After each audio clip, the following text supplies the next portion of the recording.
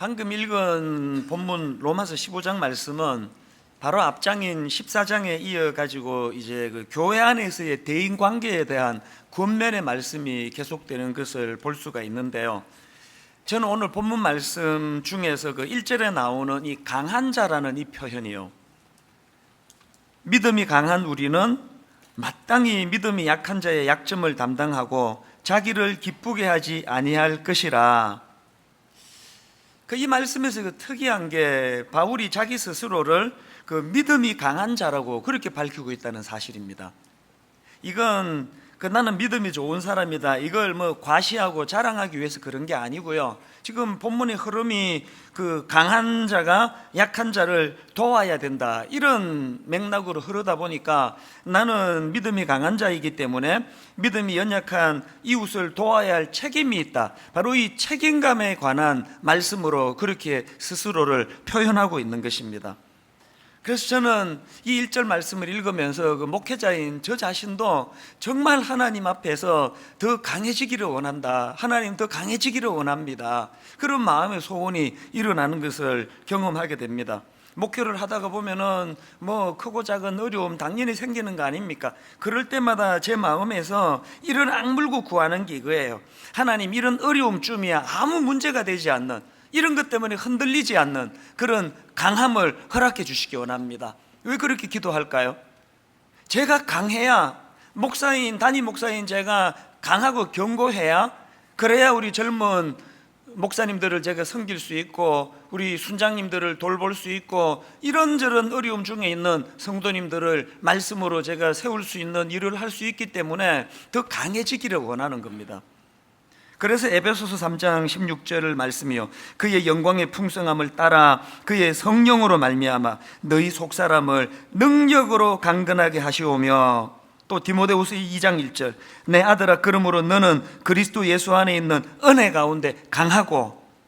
우리 이런 말씀들을 묵상하면서 저나 여러분 모두가 다 그리스도 안에서 강한 하나님의 사람들이 되시기를 바랍니다. 강해야 우리가 약자를 도울 수 있다는 이 사실을 인식하면서 말입니다. 자, 그렇다면 이런 질문이 가능하지 않습니까? 아니, 오늘 본문 말씀이 강한 자라야 연약한 자들을 도울 수 있다고 말씀하시는데, 그러면 이 어떤 사람이 강한 자인가, 누가 강한 사람인가, 그런 질문을 할 수 있지 않습니까? 제가 이런 질문을 가지고 오늘 본문 말씀을 쭉 살펴보니까 오늘 본문에서 말하는 이 강한 자의 모습이 그 몇 가지로 정리되는 것을 제가 볼 수 있었는데요. 여러분, 누가 강한 자입니까? 첫째로요, 그 약한 자를 용납하고 품는 포용력이 있는 그 사람이 강한 자라는 것입니다. 1절과 2절을 연결해서 한번 들어보십시오. 믿음이 강한 우리는 마땅히 믿음이 약한 자의 약점을 담당하고 자기를 기쁘게 하지 아니할 것이라. 우리 각 사람이 이웃을 기쁘게 하되 선을 이루고 덕을 세우도록 할지니라. 제가 앞에 그 로마서 14장 설교할 때도 그런 말씀을 전했습니다만, 바울이 말하는 믿음이 강한 자는 그 율법의 전통에 매이지 않고 진리 안에서 자유함을 누리는 자. 그 당시 정황으로 말씀을 드리자면 로마 교회의 다수를 차지하던 이방인 출신 그리스도인들, 그리고 소수이기는 하지만 율법의 전통으로부터 자유했던 유대인 그리스도인들, 이런 분들이 강한 자들이라고 그렇게 본문에서 표현이 되고 있는데요. 여기서 바울이 강조하는 포인트가 뭡니까? 아무리 믿음이 강한 자라 할지라도, 아무리 그래서 자기 생각이 옳다는 확신을 가져도, 그럼에도 불구하고 믿음 약한 자들을 그것 때문에 비판해서는 안 된다는 거예요. 그것 때문에 비판하기보다는 그들의 약점을 품어줘야 한다는 것입니다. 그런가 하면 두 번째로, 누가 강한 자입니까? 약한 자를 실제적으로 돕는 그 사람이 강한 사람이라는 겁니다. 1절을 다시 보십시오. 믿음이 강한 우리는 마땅히 믿음이 약한 자의 약점을 담당하고, 여기 나오는 그 담당하고라는 단어는 원어로 바스티조라는 단어인데요, 이 바스티조라는 이 단어는 나르다, 짊어지다, 이런 뜻을 가진 단어예요. 이 단어가 사도행전 3장에도 나오는데요. 자, 사도행전 3장 1절 2절입니다. 제9시 기도 시간에 베드로와 요한이 성전에 올라갈새 나면서 못 걷게 된 이를 사람들이 메고 오니, 이게 바스티조예요. 그러니까 지금 걷지 못하는 장애인을 메고 온다는 이게 바스티조라고 한다면, 오늘 본문에서 약한 자의 약점을 담당하고 하는 이게 뭘 의미하는지 짐작할 수 있는 거 아닙니까?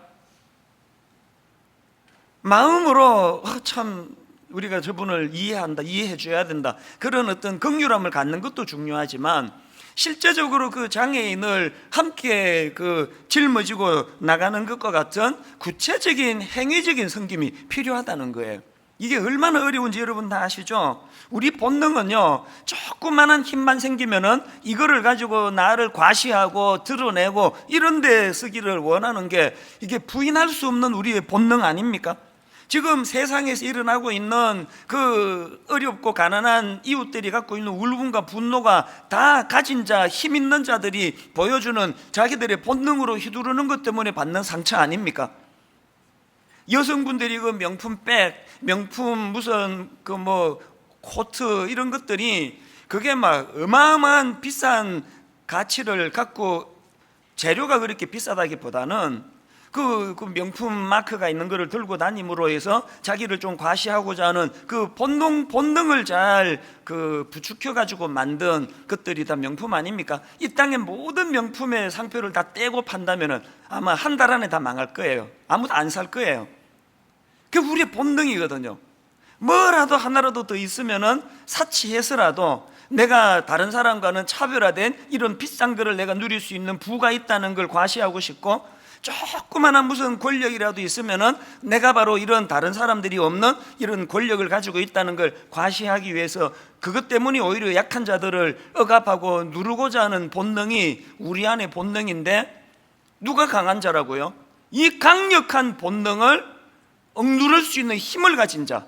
그래서 내가 가진 이 파워를 나 자신을 드러내는 데 사용하지 않고 연약한 자의 짐을 함께 져주는 것으로, 그것으로 드러내는 그 사람이 강한 사람이라는 거예요. 지난해 겨울에 저희들이 크리스마스 리본, 그 이웃을 위하여 우리만 크리스마스 즐길 게 아니라 우리 연약한 이웃을 위하여 함께 나누자고 했더니, 지난주에 저한테 보고를 해줬는데 그동안 꾸준히 헌금을 해주셔가지고 3억 5천만 원 정도가 헌금이 됐는데, 이걸 가지고 지역사회 40개 기관을 통해 가지고 무려 2,000명의 대상자들에게 이것이 전달이 됐다는 거예요. 이게 교회가 보여줘야 될 바스티조 아닙니까? 그 야고보스가 이걸 얼마나 강조합니까? 말만 떠들어 가지고 될 게 아니라고. 그러면서 그 대표적으로 야고보스 2장 15절 16절을 보십시오.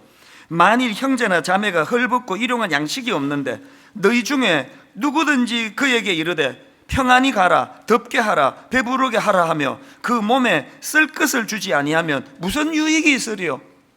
누가 강한 자라고요?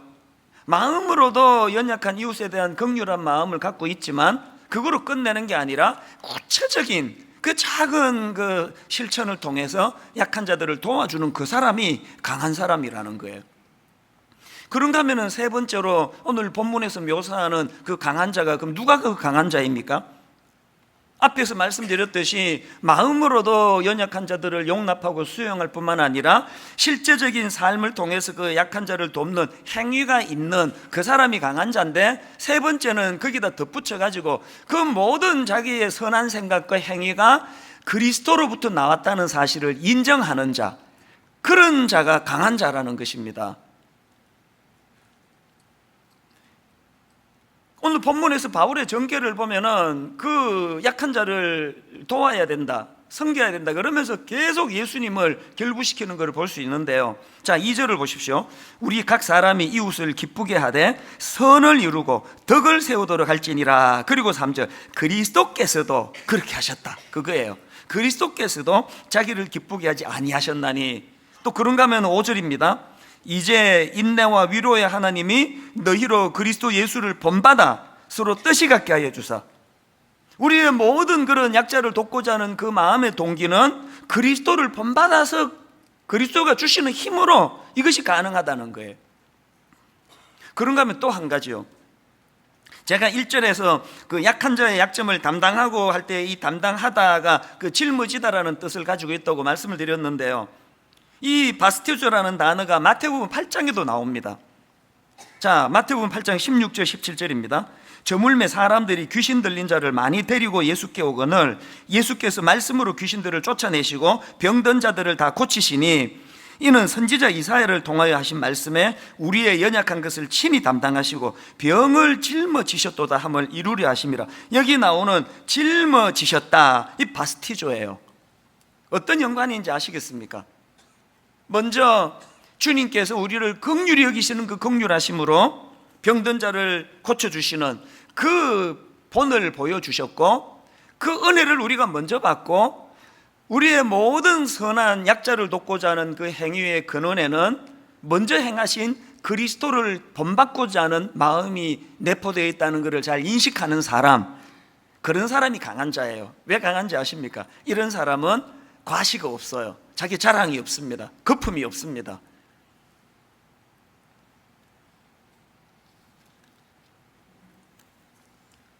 이 하나님의 은혜를 예수 그리스도의 그 작은 한 사람을 향하신 그 바스티조가 뭘 의미한지를 깨닫는 사람은요, 늘 마음에 감동이 있습니다. 지난주에 저는 그 제주도를 다녀왔는데 막 엄청 은혜를 받고 왔습니다. 들어보니까 올해가 제주 선교 110주년이고요. 그리고 또 CCC라고 아시죠? 그 대학생 그 캠퍼스 사회가는 참 좋은 그 선교단체인데요. 그 CCC 창립 60주년이래요. 그래서 이제 이 제주도에 있는 교회 연합회하고 CCC가 연합해가지고 참 좋은 행사를 이제 기획을 한 거예요. 전국 각지에서 그 CCC 우리 대학생들이 제주도로 모여들었는데요. 한 10,000여 명이 모였대요. 그래서 이제 낮 동안에 제주도 구석구석에 그 오염된 것들을 청소해주고 정리해주고 복음을 전하고 그런 일을 행하고, 또 제주도에 있는 교회들은 그 대학생들을 위해 가지고 도시락을 준비해 가지고 10,000명의 그 학생들을 먹인다고 하는 건 그 엄청난 수고 아닙니까? 그렇게 이제 수고를 많이 하고 저녁에는 또 그 10,000명의 그 CCC 학생들하고 제주도에 있는 그 성도님들이 함께 모여가지고 집회를 하는데, 목요일 저녁에 저를 강사로 부른 겁니다. 그래서 제가 이제 말씀을 준비하고 쭉 그렇게 기다리고 있었는데요. 여러분 다 아시지만 지난주에 그 일기예보를 보니까 갑자기 제주도에 그 비가 얼마나 많이 오는 예보가 있어요. 장마가 시작이 돼가지고요. 그래서 제가 월요일부터 바짝 긴장해가지고 이제 일기예보를 계속 이렇게 주시를 하니까 하필 제가 말씀을 전하는 목요일 날 비가 엄청 온다는 거예요.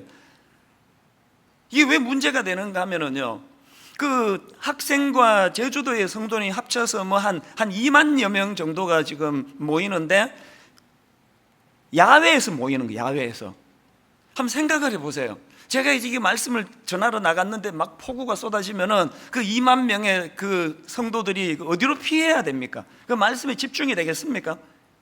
그 막 계속 마음이 제가 불안해가지고요. 우리 순장님들한테 기도해 달라고, 비 오지 않게 해달라고 기도해 달라고 부탁을 하고 그렇게 노심초사하면서 시간을 보냈는데, 목요일 날 딱 당일 날 내려가가지고 보니까 이 집회가 시작이 되는데 비가 막 엄청 오고 있는 거예요. 그 기도를 안 하신 것 같아.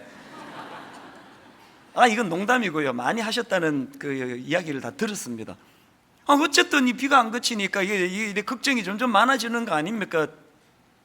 그래서 이제 그 집회 전에 그 관계자 되시는 목사님들하고 함께 식사를 하는데 제 마음은 밥 먹다가 계속 바깥에 날씨, 그리고 또 대화도 계속 이제 그 비 오면 어떡하느냐는 식으로 이렇게 유도를 하면서 대화를 하니까 그 CCC 대표 목사님께서 그게 좀 안쓰러웠나 봐요.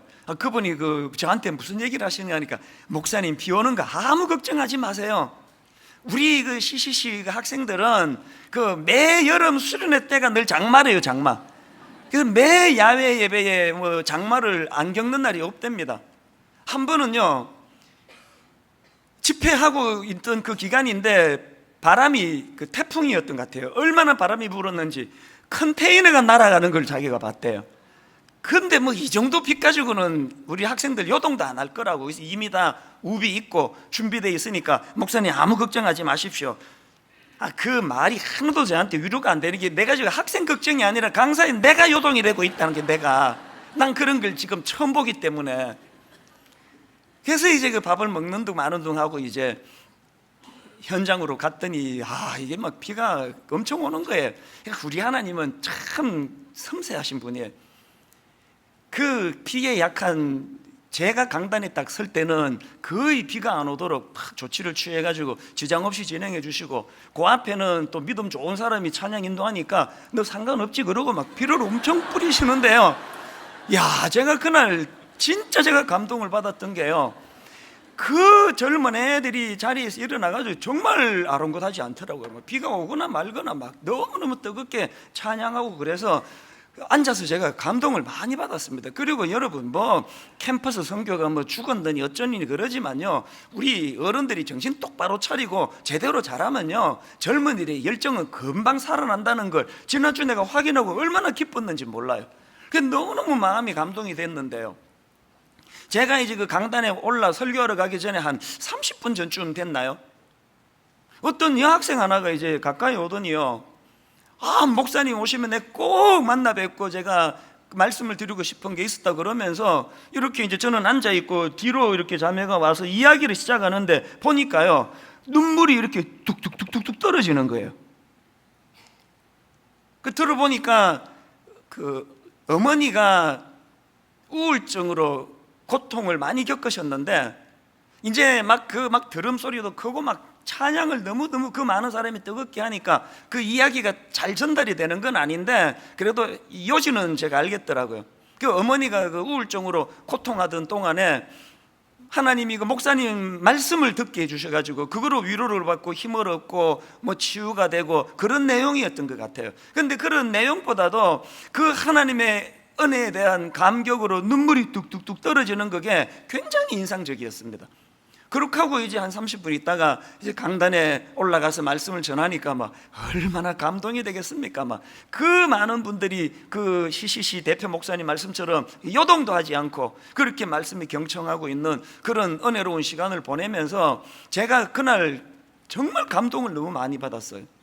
제주도 성도님들도 감동이 되고 그 CCC 학생들도 감동이 되고, 그렇게 하고 이제 분당에 올라왔는데 참 놀라운 건 뭐냐 하면은요, 제가 그 하루 동안에 그 수많은 사람들 앞에서 받았던 감동이 얼마나 다양하고 많겠습니까? 그런데요, 하나님이 꼭 무슨 깔때기로 그 감동을 이렇게 그 축약시켜 주시는 것처럼요, 점점 내 감동이 모아지는 하나가 있는데, 그게 뭐냐 하니까 그 수많은 젊은이들과 성도들의 찬양과 함성과 예배와 이런 것들보다 포커스가 어디로 가느냐, 그 30분 전에 만났던 그 자매의 눈물이 뚝뚝뚝뚝 떨어지는 게 머리에 점점 강하게 각인이 되는 거예요. 왜 이게 각인이 됐을까요? 사실대로 말씀드리면요, 그날 한 2만 명이 모였다, 뭐 어제 제가 또 검색을 해보니까 한 3만 명 모였다고 그렇게 또 나와 있더라고요. 여러분, 그 2만 명 3만 명 앞에서 이 대학생 한 사람의 존재는요, 그 미미한 거 아닙니까? 그 점 같은 존재 아닙니까? 그런데 제 마음에서 하나님이 주시는 감동은 그 한 사람의 눈물로 자꾸 집중하게 하시는 거예요. 아까 예수님께서 그 바스티조, 이는 선지자 이사야를 통하여신 말씀에 우리의 연약한 것을 친히 담당하시고 병을 짊어지셨도다.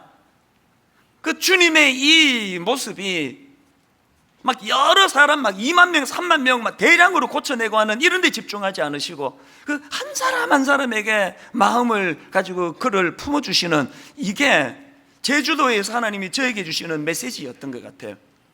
그 사람 많이 모인 거, 거기서 설교한 거, 이런 거품에 휩싸이지 말고 그 한 영혼을 돌보시는 그 하나님의 마음. 어제 저녁에요, 한 밤 11시쯤 이제 이 설교를 그 마무리하는데 점점 그 눈물이 뚝뚝뚝뚝 떨어지는 그 여학생 얼굴도 기억이 안 나고 뭐 아무것도 기억이 안 나는데 이 툭툭툭 떨어지는 그 모습이 계속 제 마음에서 이 오버랩이 되는 거예요. 하나님은 제게 뭘 교훈하기를 원하실까요? 누가복음 13장에 보면 예수님께서 그 하나님 나라에 대해서 설명하시는데 누룩을 가지고 설명하십니다. 누가복음 13장 20절 21절을 보십시오. 또 이르시되 내가 하나님의 나라를 무엇으로 비교할까? 마치 여자가 가루 서말 속에 갖다 넣어 전부 부풀게 한 누룩과 같으니라 하셨더라. 여러분, 그 누룩은 그 빵 만들 때 그거 부풀게 하는, 밀가루를 부풀게 하는 효소라는 건 다 알고 있지 않습니까? 예수님이 왜 하나님 나라를 지금 이 누룩으로 설명할까요? 우리가 생각하는 어떤 파워, 강함, 우리가 하나님 앞에 구하는 거는 다 누룩이 내가 강해지는 거예요. 내가 부풀어지고 내가 부각이 되는 거예요. 그런데 지금 예수님이 하나님 나라를 설명하는데 그 누룩은 그 가루 서말 속에 들어가 버려요. 사라져 버려요. 존재가 없어집니다. 누룩 자신이 없어지고 사라지는 대신에 가루 서말을 부풀게 하는 내적인 능력이 나타나는 그곳, 그게 하나님 나라라는 거예요. 뭘 반성해야 됩니까? 우린 자꾸 은혜 받아가지고 내가 강해지기 원합니다. 내가 강함이 드러나기 원합니다. 내가 권력을 갖기 원합니다. 내가 부를 취하기를 원합니다. 내가 대형교회 목사가 됐으니까 2만 명, 3만 명 모이는 집회에 당연히 내가 설교하는 거 이거 정당한 거 아닙니까? 자꾸 우리는 나 자신이 드러나고 부각되는 그걸 은혜라고 생각하지만 주님이 가르치시는 하나님 나라는 누룩은 없어지는 거예요. 사라져요. 그런데 그 누룩의 내적인 능력, 가루 서말을 부풀게 만드는 그 내적인 능력, 이게 하나님 나라에서의 모습이라는 겁니다. 2만 명, 3만 명 모인 이걸 과시하는 게 세상이라면 그 2만 명, 3만 명 중에 그 눈물이 뚝뚝뚝 떨어지는 그 한 영혼을 집중하게 만드시는 그런 성품을 가지신 분이 우리 하나님이시라는 거, 이걸 인식하고 거품 걷어내고 2만 명이 출석하든 3만 명이 출석하든 그건 내가 상관할 바가 아니고 오늘도 그 한 영혼에게 집중해서 눈물 흘리는 한 영혼 등을 두드려 줄 수 있는 사람, 이게 성경이 말하는 강한 자라는 것입니다. 이런 점에서 저는 사도 바울이 참 존경스러운데요, 고린도전서 9장에 보면은 바울의 고백이 진짜 눈물겹습니다. 고린도전서 9장 19절부터 23절까지 이 바울의 심정을 좀 느끼면서 천천히 읽어드릴 텐데 한번 느껴보십시오. 바울이 이렇게 고백합니다.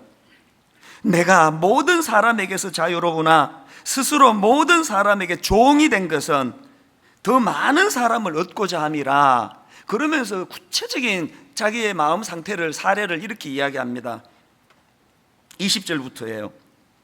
유대인들에게 내가 유대인과 같이 된 것은 유대인들을 얻고자 함이요, 율법 아래에 있는 자들에게는 내가 율법 아래에 있지 아니하나 율법 아래에 있는 자 같이 된 것은 율법 아래에 있는 자들을 얻고자 함이요, 율법 없는 자에게는 내가 하나님께는 율법 없는 자가 아니요 도리어 그리스도의 율법 아래에 있는 자이나 율법 없는 자와 같이 된 것은 율법 없는 자들을 얻고자 함이라. 약한 자들에게 내가 약한 자와 같이 된 것은 약한 자들을 얻고자 하며, 내가 여러 사람에게 여러 모습이 된 것은 아무쪼록 몇 사람이라도 구원하고자 함이니 내가 복음을 위하여 모든 것을 행함은 복음에 참여하고자 함이라. 세상은요 이런 사람을 제일 싫어해요. 줏대도 없고 뭐 이런 사람 만나면 나 이런 사람이다, 저런 사람 난 저런 사람이다.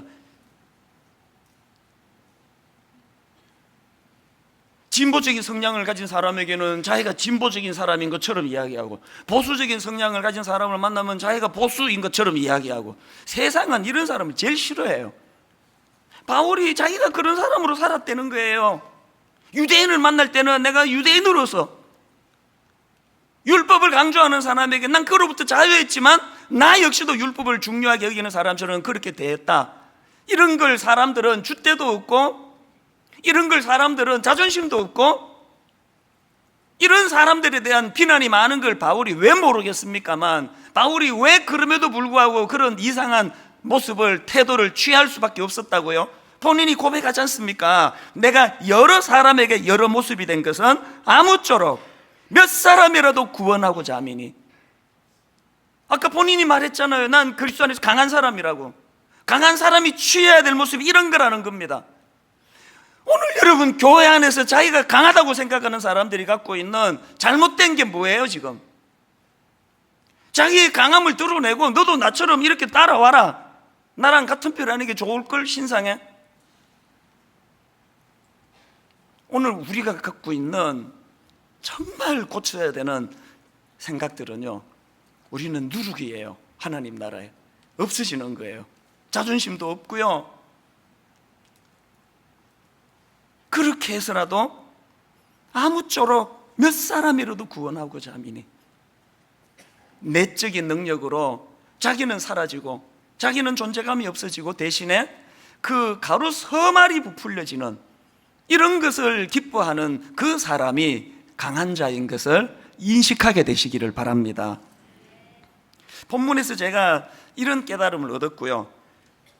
그런가 하면은 오늘 본문에서 주목해야 될 말씀이 하나 더 있습니다. 7절인데요. 그러므로 그리스도께서 우리를 받아 하나님께 영광을 돌리신 것 같이 너희도 서로 받으라. 이 7절 말씀이 왜 중요한가 하면은요, 그 김도현 교수님 책에 보니까요, 이 로마서 15장 7절부터 13절 말씀은 그 로마서의 후반부 말씀드렸죠. 1장부터 11장까지는 로마서 전반부 교리고요, 12장부터 16장까지는 바울의 그 교리의 감격을 가지고 있는 기독교 윤리 적용이라고 말씀드렸는데, 지금 오늘 본문 로마서 15장 7절부터 13절의 의미는요, 12장부터 진행되어 온 바울의 모든 권고의 결론에 해당되는 말씀이라는 겁니다. 또 심지어는 이 본문 말씀은 로마서 1장부터 전개되어 온 모든 논리의 결론에 해당된다고 보는 견해가 있을 만큼 중요한 말씀인데, 그 중에서 7절은요, 이 7절부터 13절 중에서의 핵심 구절이 핵심 구절. 자, 그런 의미로 다시 한번 보시겠습니까? 7절을요. 그러므로 그리스도께서 우리를 받아 하나님께 영광을 돌리신 것 같이 너희도 서로 받으라. 지난주 말씀드렸죠. 생각이 다르고 개념이 다르고 음식을 누구는 소중히 여기고 누구는 개의치 않고 먹고, 그렇게 다른 게 많다 할지라도 내치지 말고 그를 품고 받으라는 말씀이 7절 말씀인데, 제가 주목하는 거는요, 그 앞에 나오는 말씀이에요. 자, 7절을 다시 한번 보십시오. 그러므로 그리스도께서 우리를 받아 하나님께 영광을 돌리신과 같이, 그리스도께서 우리를 받아, 먼저 우리를 받았습니다. 그리스도께서 자격 없는 우리를 받아 하나님께 영광을 돌리신과 같이 너희도 서로 받으라는 거예요. 내가 나랑 생각이 다르고 개념이 다른 사람을 받아들일 수 있는, 그를 용납할 수 있는 근거가 먼저 자격 없는 나를 거두어 주신 하나님의 은혜에 대한 감격의 회복으로부터 나온다는 거예요. 그러면서 이제 본문의 쭉 전개가 7절 다음에 8절을 보십시오. 내가 말하노니 그리스도께서 하나님의 진실하심을 위하여 할례의 추종자가 되셨으니 이는 조상들에게 주신 약속들을 견고하게 하시고, 이거는 주님이 유대인들을 받아주셨다는 그 내용의 말씀이고요. 그 다음 9절, 이방인들도 그 긍휼하심으로 말미암아 하나님께 영광을 돌리게 하심이라. 여기에는 이방인들도 받아주셨다는 말씀이에요. 그리고는 9절 하반절부터 12절까지 해서 유대인과 이방인들이 함께 하나님을 찬양하는 그런 모습으로 쭉 말씀이 전개되고 있는데, 저는 이 말씀들을 보면서 히브리서 4장 15절이요, 우리에게 있는 대제사장은 우리의 연약함을 동정하지 못하시리가 아니요. 그리고 바로 그 앞에 14절에 보니까 그러므로 우리에게 큰 대제사장이 계시니, 예수 그리스도를 지금 대제사장으로 묘사하고 있는 거 아닙니까? 누가 나랑 기질이 다르고 생각이 다르고 강한 나에 비해서 약해 빠진 그 사람들을 포용하고 품어줄 수 있다고요?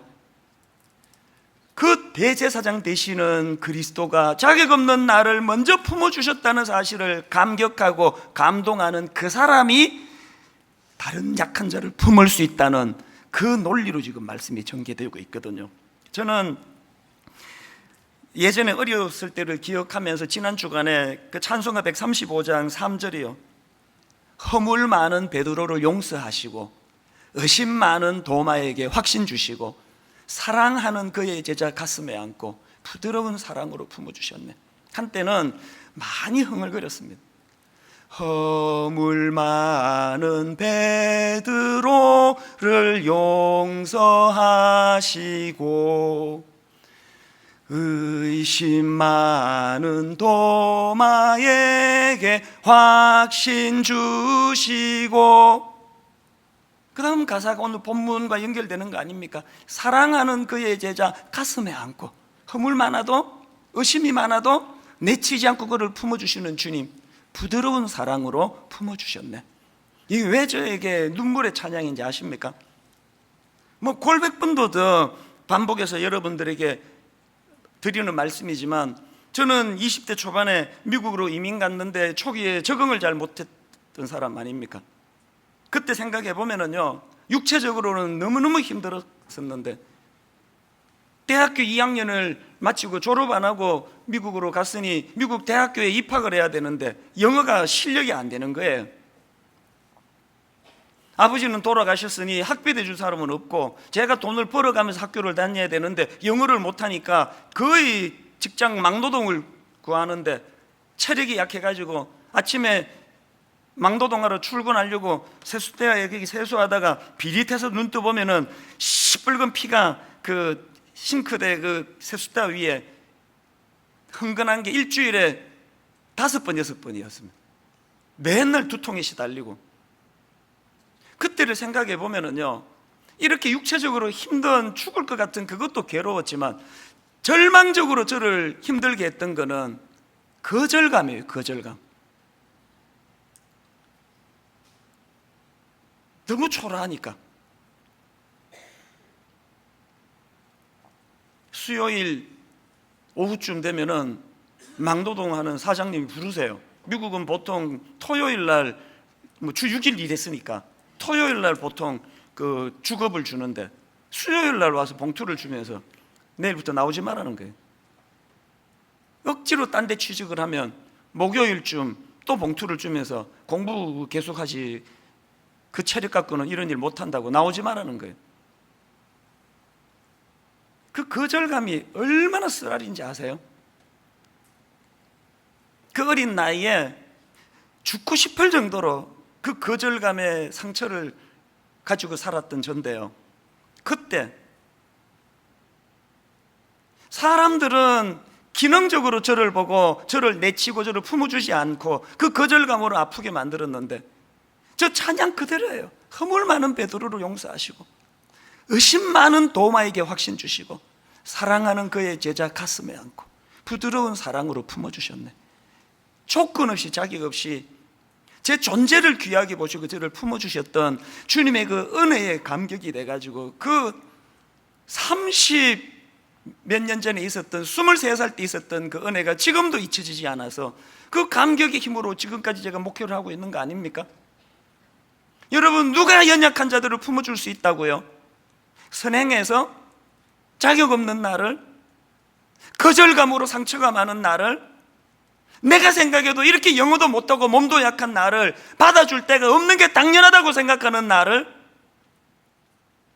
허물 많은 베드로를 용서하시고 의심 많은 도마에게 확신 주시고. 지난주 화요일인데요, 순장반에서 이제 그 찬양을 하는데 담당 목사님이 이 찬양을 부르는데 너무너무 가슴이 뜨거워졌습니다. 여호와 우리 주여, 주의 이름이 온 땅에 어찌 그리 아름다운지요. 주의 손가락으로 지으신 주의 하늘과 주가 베풀어 주신 달과 별을 내가 보오니 사람이 무엇이간데 주께서 저를 생각하시며 인자가 무엇이간데 저를 권고하시나이까. 이 찬양은요, 다윗이 쓴 시편 8편을 가지고 만든 찬양인데 시편 8편을 집에 가서 한번 묵상해 보세요. 다윗이 앞부분에는 하나님의 광대하심을 노래합니다. 그분이 만드신 놀라운 우주를 찬양을 먼저 합니다. 주의 손가락으로 지으신 주의 하늘과 주가 베풀어 두신 달과 별들을 내가 보오니 그 하나님과 하나님의 창조물을 찬양하고 난 다음에 그 위대하신 하나님이 나를 어떻게 거두어 주시는가를 바로 그 다음에 이렇게 노래하는 거 아닙니까? 사람이 무엇이간데 주께서 저를 생각하시며 인자가 무엇이간데 저를 권고하시나이까. 20대 초반에 저를 가장 힘들게 했던 것은 거절감이었는데 우주를 만물을 창조하신 그 하나님이 이런 나 같은 것을 조건 없이 거두어 주시는 그 은혜를 제가 경험하고, 그 은혜의 감격이 살아날 때마다 다소 저를 힘들게 하는 어떤 성도가 있다 할지라도, 저에 대하여 모함하고 다니는 어떤 사람이 있다 할지라도, 그런 사람조차도 품어내려고 애를 쓰게 만드는 모든 원동력은 이 감격이 살아날 때에만 가능하더라고요. 결론을 이렇게 맺기 원합니다. 두 가지 말씀드렸습니다. 여러분, 우리 강한 자가 돼야 돼요. 더 강해지기를 원합니다. 그래야 약한 자를 도울 수 있습니다. 두 번째 뭐예요? 그 일이 가능하기 위하여 우리에게 필요한 것, 우리가 회복해야 될 것, 자격 없는 나를 받아주시고 용납해 주신 그리스도의 사랑에 대한 감격을 회복하는 것. 오늘 이 두 가지를 놓고 이 찬양 우리 같이 한번 불러보기를 원합니다. 여호와 우리 주여, 주의 이름이 온 땅에 어찌 그리 아름다운지요, 어찌 그리 아름다운지요. 여러분이 시편 8편의 흐름과 줄거리를 머리로 그리시면서 우리 한번 같이 찬양을 불러보기 원합니다. 이렇게 찬양하기 원합니다. 여호와 우리 주여, 주의 이름이 온 땅에, 여호와 우리 주여, 주의 이름이 온 땅에 어찌 그리 아름다운지요, 어찌 그리 아름다운지요, 여호와 우리 주여, 여호와 우리 주여, 주의 이름이 온 땅에 어찌 그리 아름다운지요, 어찌 그리 아름다운지요. 하나님의 광대하심을 이렇게 노래합니다. 주의 손가락으로 지으신 주의 하늘과, 손가락으로 지으신 주의 하늘과, 주가 베풀어 두신 달과 별 내가 보니, 베풀어 두신 달과 여러분, 그 광대하신 하나님이 나같이 초라한 인생을 거두어 주시는데 사람이 무엇이관대, 주께서 저를 생각하시며 인자가 무엇이관대, 저를 권고하시나이까. 여호와 우리 주여, 여호와 우리 주여, 주의 이름이 온 땅에 어찌 그리 아름다운지요, 어찌 그리 아름다운지요. 이 찬양 우리 한 번 더 부를 텐데 한번 자기를 돌아보면서 부르면 좋을 것 같아요. 제가 아까 육체적으로 힘든 거, 막노동하는 것보다 더 힘든 게 거절감이라고 말씀을 드렸는데요, 오늘 여러분 우리가 힘든 거 다 그거 아닙니까? 심지어 가장 가까운 사랑하는 남편에게, 아내에게 가장 많이 받는 상처가 거절감 아닙니까? 심지어는 부모님에게, 시어머니에게, 심지어 며느리에게, 심지어는 나이 들어가는 부모들, 어린 자녀들에게 그 거절감의 아픔. 왜? 사람들은 나를 기능으로 다가오니까. 기능이 약해지면 찾아오는 게 거절감. 이 거절감의 상처로 허덕이는 저희들을 위하여 주님은 우리를 기능으로 보지 아니하시고 존재로 보셔서 우리를 거두어 주시는 그 은혜를 경험하고 그 감격이 있기 때문에 우리도 연약한 누군가를 용납하고 품어줄 수 있다는 그 바울의 7절 말씀을 우리가 기억하면서 먼저 우리가 하나님 거절감이 치유되기를 원합니다. 그런 마음으로 우리 한 번 더 이 찬양을 부르기를 원하는데요, 가사를 기억하시면서 여호와 우리 주여, 여호와 우리 주여, 주의 이름이 온 땅에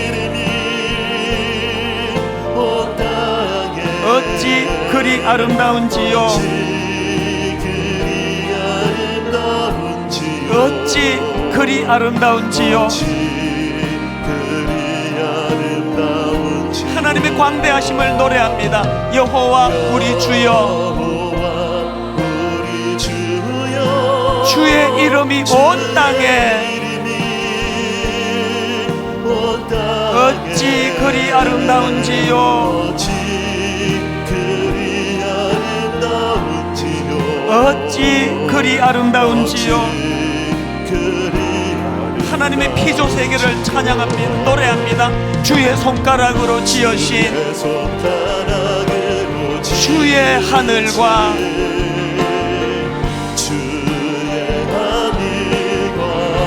주가 베풀어 두신 달과 별, 내가 보니 그 중에 가장 약하고 초라한 우리 인생인데 사람이 무엇이관데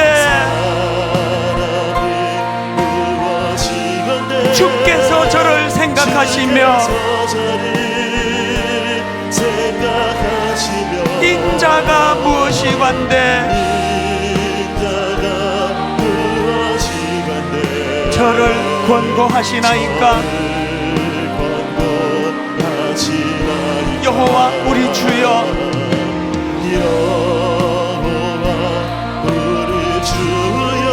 주의 이름이 온 땅에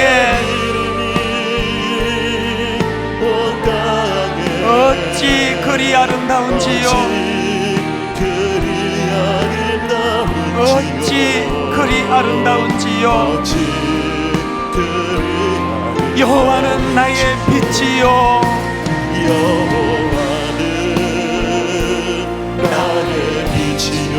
여호와는 나의 구원이시니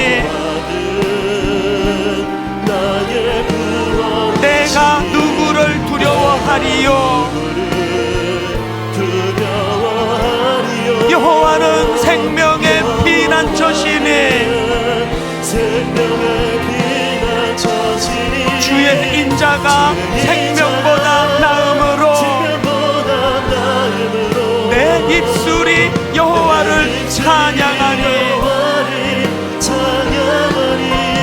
내 평생에 주를 찬양하며 주의 이름으로 내 손 들리라. 하나님이시여, 하나님이시여, 그분이 누구의 하나님이시여? 주는 나의 하나님이시로다. 나의 몸과 마음 주를 갈망하며 이제 내가 주께 고백하는 마.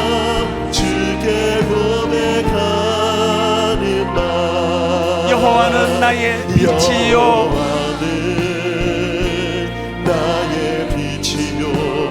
여호와는 나의 구원이시니 내가 누구를 두려워하리요. 여러분 이렇게 한번 선포하지 않으시겠습니까? 여호와는 생명의 피난처시니 주의 인자가 생명보다 나음으로 내 입술이 여호와를 찬양하니 내 평생에 주를 찬양하며 주의 이름으로 내 손 들리라. 우리 다 자리에서 일어나셔서 여호와는 나의 빛이요, 여호와는 나의 구원이시니 내가 누구를 두려워하리요. 여호와는 생명의 피난처시니 주의 인자가 생명보다 나음으로 내 입술이 여호와를 찬양하니 내 평생에 주를 찬양하며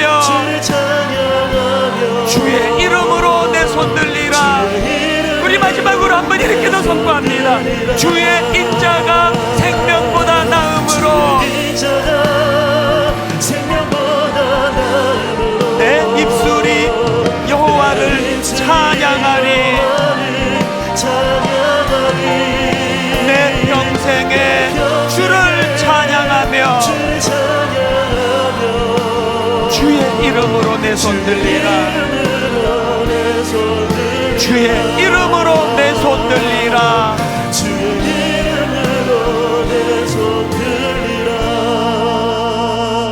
두 가지 놓고 기도하기 원합니다. 하나님, 강한 자가 되고 싶습니다. 강한 자가 되기를 원합니다.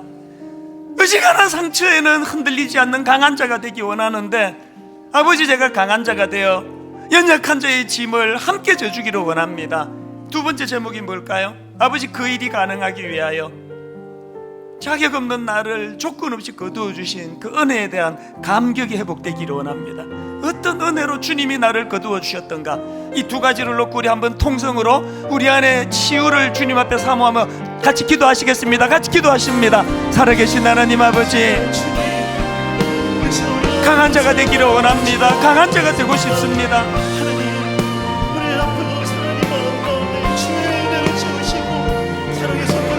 상처가 되지 아니하고 아픔이 내면에 뿌리 내리지 않는 강한 자가 되고 싶습니다. 하나님, 그 일이 가능하기 위하여 나 같은 그 자격 없는 나, 사람들도 기능적으로 나를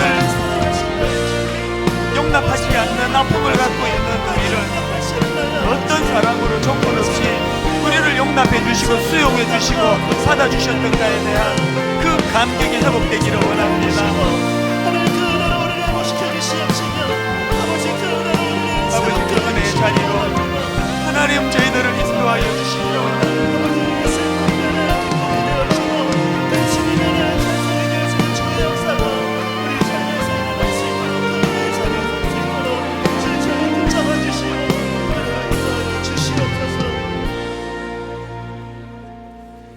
하나님, 이번 한 주간 허물 많은 베드로를 용서하시고 의심 많은 도마에게 확신 주시고 사랑하는 그의 제자 가슴에 안고 부드러운 사랑으로 품어주셨네.